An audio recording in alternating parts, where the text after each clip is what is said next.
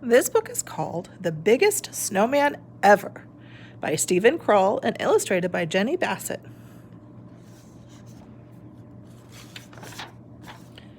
Once there were two mice who fell in love with the same snowman, and this is how it happened. On a bright winter day, the mayor of Mouseville announced the town's snowman contest. "Whoever makes the biggest snowman will win a prize," he declared.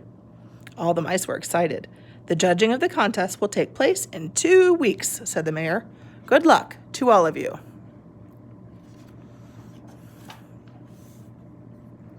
"I'm going to make a really big snow princess," said Penelope. "I'm going to make a really big snow Martian," said James. "I'm going to make the biggest snowman ever," said Clayton, the house mouse. His friend Desmond, the field mouse, frowned. "No, you're not. I'm going to make the biggest snowman ever." "Oh, yeah?" said Clayton. "Oh, yeah," said Desmond. That night it snowed and snowed. Huge drifts covered driveways, roads, and fields. It was the perfect beginning for the snowman contest. In town, Penelope began her snow princess, and James began his snow Martian. Out in the country, Clayton and Desmond began their snowmen.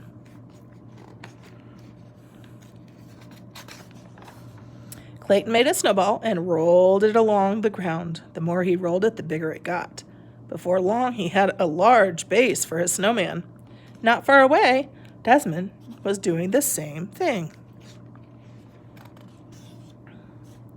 The next day, Clayton made a huge snowball for his snowman's belly.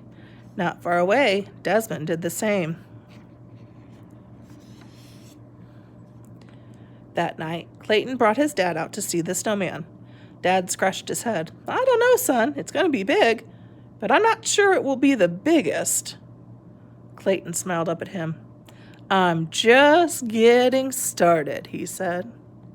Dad whispered in his ear, "If you want to work faster, use a wheelbarrow to carry the snow."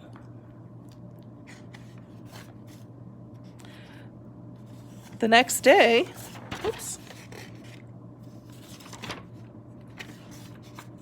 a little later, Desmond brought out his Uncle Vernon.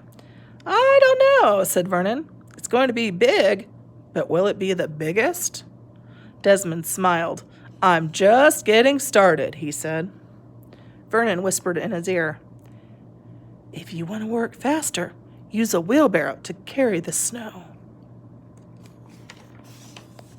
The next day, Clayton filled his wheelbarrow with snow. He piled the snow onto the snowman.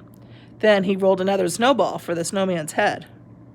Not far away, Desmond did the same thing. A few days later, Desmond ran into town to look at James's snow Martian and Penelope's snow princess. He said. "All of our snow people are the same size." That afternoon, Clayton made the same discovery.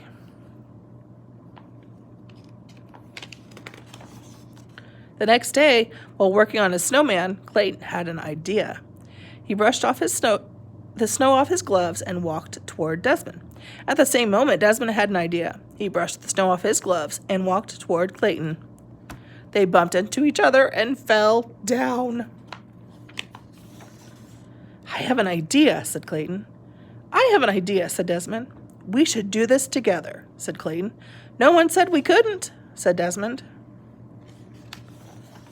First, they rolled each part of Desmond's snowman over to the middle of the field. Then they rolled each part of Clayton's snowman over. They piled the snowballs on top of one another. Clayton dropped a floppy hat on the snowman's head. Desmond added a long scarf, huge coal eyes, and a giant carrot nose. When they were done, they had built the biggest snowman ever.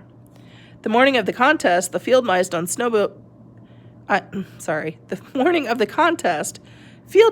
snowmobiles brought the judges to the country.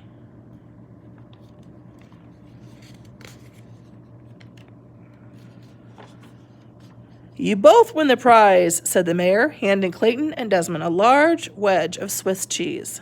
"Let the celebration begin." Everyone danced around the snowman, drinking hot chocolate and eating donuts. We did it, said Clayton and Desmond, jumping up and down. We did it together.